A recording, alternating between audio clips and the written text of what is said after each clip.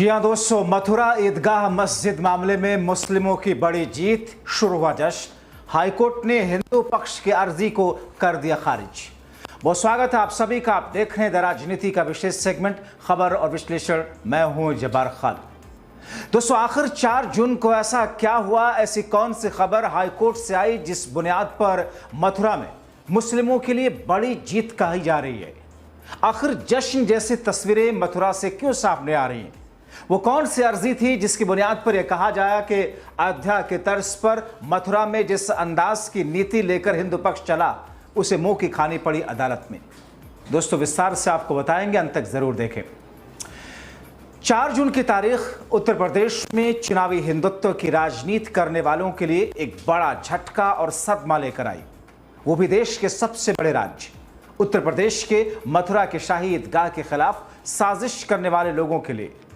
अदालत से हिंदू पक्ष को करारा झटका लगा और मुसलमानों के लिए इसे एक बड़ी जीत की शक्ल में देखा जा रहा है। उत्तर प्रदेश के मथुरा में शाही ईदगाह मामले में इलाहाबाद हाई कोर्ट ने बड़ा फैसला देते हुए कोर्ट ने मस्जिद को विवादित ढांचा मानने से इनकार कर दिया और हिंदू पक्ष की अर्जी को खारिज कर दिया। जस्टिस राम मनोहर नारायण मिश्र की बेंच ने यह फैसला 4 जून को सुनाया। हिंदू पक्षकार महेंद्र प्रताप सिंह एडवोकेट ने कोर्ट से मस्जिद को विवादित ढांचा घोषित करने की अपील और मांग की थी। दोस्तों, ठीक वैसे ही जैसे अयोध्या की बाबरी मस्जिद को लेकर के विवादित ढांचा कहना शुरू किया गया था, उसे विवादित ढांचा माना गया, उसे विवादित ढांचा मनवाया गया और फिर अदालत के जरिए वो फैसला आपने देखा। दोस्तों, इलाहाबाद हाई कोर्ट में मथुरा शाही ईदगाह और श्री कृष्ण जन्मभूमि विवाद मामले में फैसले पर सबकी नजरें टिकी थी, मगर अदालत ने सारी प्लानिंग पर पानी फेर दिया। जाहिर है, जो लोग, जो पार्टियां, जो संगठन धार्मिक उन्माद फैलाकर प्रदेश में तनाव का माहौल बनाकर जनता को उनके मुद्दों से भटकाकर उन्हें भ्रमित करके उनके वोट ले रहे थे, वो पार्टियां सदमे में चली गई, वो संगठन सन्न रह गए, उन उन्मादी लोगों की साजिश तार-तार हो गई।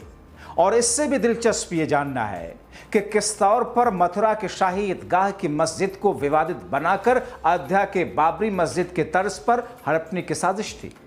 जो दलीलें कोर्ट में उन्मादियों की तरफ से पेश की गई, उसे जानकर आप सोचने पर मजबूर हो जाएंगे कि कैसे फर्जी तर्कों, गलत बयानी, फेक नैरेटिव, गलत और फेक बातों को दलील बनाकर अदालत को गुमराह करने की कोशिश की गई, मगर हाई कोर्ट में उनकी एक न चली और जोर का झटका जोर से ही लगा। दोस्तों, शाही ईदगाह की मस्जिद के खिलाफ विवाद खड़ा करके खुद को हिंदुओं का ठेकेदार बताने वाले हिंदू पक्षकार महेंद्र प्रताप सिंह ने अदालत में एक फेक नैरेटिव चलाने की कोशिश की। ठीक वैसे ही जैसे लोकसभा चुनाव में कहा गया कि मुसलमान आपका मंगल सूत्र छीन लेंगे, आपकी गाय भैंस छीन लेंगे, ये ज्यादा बच्चा पैदा करने वाले लोग डकैत हैं, कांग्रेस की सरकार आई तो आपकी संपत्ति इनको उठाकर दे देगी। दोस्तों, वैसा ही अंदाज अदालत में देखने को मिला इनके तर्कों के जरिए से। हिंदू पक्षकार महेंद्र प्रताप सिंह ने जाने कौन सी किताब का हवाला दिया जिसे शायद इतिहासकार भी ना जानते हों। हिंदू पक्षकार महेंद्र प्रताप सिंह एडवोकेट ने कहा कि इतिहास की किताबें कहती हैं कि वहां पहले मंदिर था। उन्होंने कहा कि वहां पर मस्जिद होने के कोई साक्ष्य आज तक शाही ईदगाह मस्जिद पर न्यायालय में पेश नहीं कर सका। न खसरा खतौनी में मस्जिद का नाम, न नगर निगम में उसका कोई रिकॉर्ड, न कोई टैक्स दिया जा रहा। बिजली चोरी की रिपोर्ट भी शाही ईदगाह प्रबंधन कमेटी के खिलाफ हो चुकी है। फिर इसे मस्जिद क्यों कहा जाए? इसलिए मस्जिद को विवादित ढांचा घोषित किया जाए। गजब थेथरई का अंदाज रहा। दोस्तों, हिंदू पक्षकार की सारी दलीलें कूड़े के डब्बे में चले गई अदालत के जरिए खारिज करने के बाद, क्योंकि तथ्यात्मक तरीके से सही नहीं मानी गई।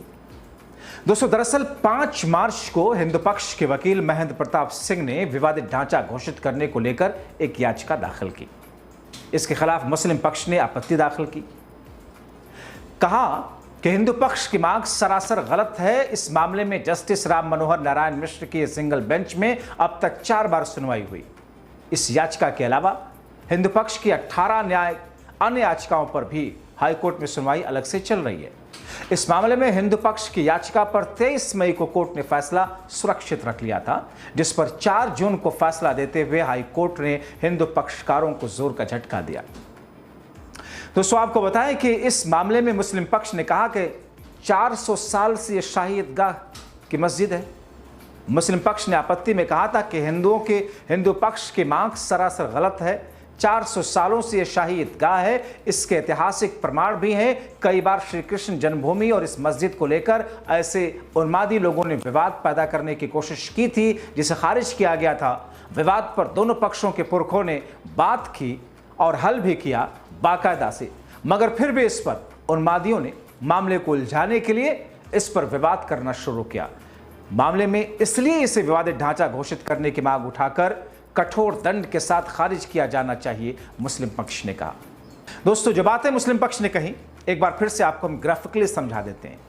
उनका तर्क ये रहा, जिसे अदालत ने एक तरीके से स्वीकार किया, समझौता 1968 का है। 60 साल बाद समझौते को गलत बताना ठीक नहीं, मुकदमा सुनवाई लायक नहीं। प्लेसेस ऑफ वर्शिप एक्ट 1991 के तहत मुकदमा आगे ले जाने के काबिल नहीं। 15 अगस्त 1947 वाले नियम के तहत जो धार्मिक स्थल जैसे हैं वैसे रहे, उनकी प्रकृति नहीं बदल सकती। लिमिटेशन एक्ट वक्फ अधिनियम के तहत इस मामले को देखा जाए, वक्फ ट्रिब्यूनल में सुनवाई हो, यह सिविल कोर्ट में सुना जाने वाला मामला नहीं है। ये बातें दोस्तों कही गई अदालत के अंदर। अब दोस्तों कहा जाता है ना कि अदालतें तो सबूत और दलीलों के आधार पर मामला देखती और सुनती और फैसले देती हैं। हालांकि अपवाद के तौर पर कुछ मामले ऐसे हैं जिसमें सुप्रीम कोर्ट ने भी फैसला जनभावना के आधार पर दिया, जैसे कानून जानकार गलत भी मानते हैं, लेकिन चूंकि फैसला देश की सबसे बड़ी अदालत दे चुकी थी, जिसे मानना सबका फर्ज और माना भी गया, जैसा कि अयोध्या का मामला कहा जाता है। मगर मथुरा के शाही ईदगाह की मस्जिद मामले में फिलहाल अदालत ने जो फैसला दिया वो साजिशन नैरेटिव फैलाने वाले लोगों, उन्मादियों के खिलाफ आया हुआ उनके लिए एक झटका है। आपको जल्दी से बता देता हूं कि आखिर पूरा विवाद है क्या। दरअसल मथुरा में 13.37 एकड़ जमीन को लेकर के यह विवाद हुआ। करीब 11 एकड़ पर श्री कृष्ण जन्मस्थान मंदिर बना है। 2.37 एकड़ जमीन पर शाही ईदगाह मस्जिद है। याचिका में ईदगाह मस्जिद हटाकर जमीन हिंदू पक्ष को देने की मांग थी। 1968 में जमीन को लेकर हुए समझौते को भी रद्द करने की मांग की गई थी। यह विवाद था, यह मामला था। बात अगर शाही ईदगाह की मस्जिद और श्री कृष्ण जन्मभूमि के इतिहास की करें तो जो बताया जाता है कि उसके हिसाब से, जैसा कि आपने देखा होगा कि मथुरा की शाही ईदगाह मस्जिद श्री कृष्ण जन्मभूमि मंदिर के परिसर से सटी हुई है। 400 साल पहले 1669 और 70 में शाही ईदगाह मस्जिद बनी थी। साल 1968 में शाही मस्जिद और श्री कृष्ण जन्मभूमि परिसर से जुड़े जमीन के विवाद को लेकर अहम समझौता हुआ था। दोनों पक्ष अपने अपने हिस्से पर अपने अपने तौर पर संतुष्ट थे, मगर मोदी सरकार में अयोध्या के पूरे विवादित जमीन को मंदिर के लिए दिए जाने के बाद से उन्मादी लोगों ने नया विवाद छेड़ा। माहौल तनावपूर्ण बनाकर अपनी सियासत चमकाने, पार्टी विशिष्ट के चुनावी हिंदुत्व को धार देने में लग गए। और आपने देखा कि कैसे इस पूरे मामले को लेकर के अदालत ने उस पर उस वक्त स्टे किया था। लेकिन अब जो फैसला अदालत ने दिया, इलाहाबाद हाई कोर्ट का फैसला यह दर्शाता है कि मन चाहे तरीके से, मनमर्जी तरीके से विवाद क्रिएट करके, विवाद खड़ा करके, अदालतों में अर्जियां दाखिल करके, दरअसल ऐसा करके एक अलग तरीके के तनाव को और चुनावी हिंदुत्व वाले ताने बाने को बुनने की कोशिश की जाती है आमतौर पर। मगर इस बार इस मस्जिद को, मथुरा के शाही ईदगाह मस्जिद को विवादित ढांचा घोषित करने वाली अर्जी को हाई कोर्ट ने, इलाहाबाद हाई कोर्ट ने मानने से इनकार करते हुए अर्जी को खारिज कर दिया। जाहिर तौर पर पहली नज़र में मुस्लिम पक्षकारों के लिए, मुस्लिमों के लिए बड़ी राहत की खबर है। जश्न की तस्वीरें भी कुछ जगहों से सामने आई। लेकिन आगे आने वाले वक्त में जिस तौर की स्थितियां हैं, मथुरा हो, काशी हो, संभल हो, और ऐसे न जाने कितनी जगह हैं जहां पर मस्जिदों के नीचे मंदिर खोलने वाली नीति, रणनीति, राजनीति जो कुछ चल रही है, उसको लेकर के स्थितियां क्या बनेंगी, देखना बहुत महत्वपूर्ण होगा। फिलहाल आप क्या कहेंगे इस पूरी खबर पर? अपनी राय कमेंट बॉक्स में जरूर लिखें। अभी के लिए इतना ही, बहुत शुक्रिया।